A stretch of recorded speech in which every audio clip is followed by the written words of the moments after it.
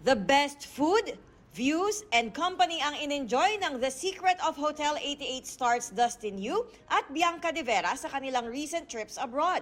Recently, galing ang dalawa sa Vietnam at Hong Kong. Natuwa pa at kinilig ang fans sa posts ni Dustin ng photos ng view at ni Bianca na ang caption, "I love the view" at "beautiful nga." Ikaw, ano pinaka-na-enjoy mo sa Vietnam? Food trip din? Food trip, tsaka yung yung pag-picture ko sa kanya.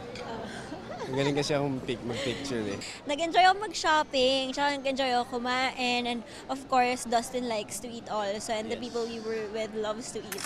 Looking forward ang dalawa sa kanilang upcoming project together na malapit na raw mapanood.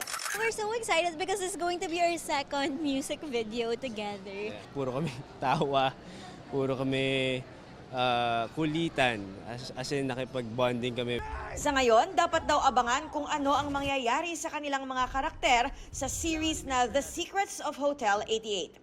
So ngayon, madami nang Naging- na-reveal, mas madami pa sa mga susunod. Marami pang manggugulo, marami pang mga secrets.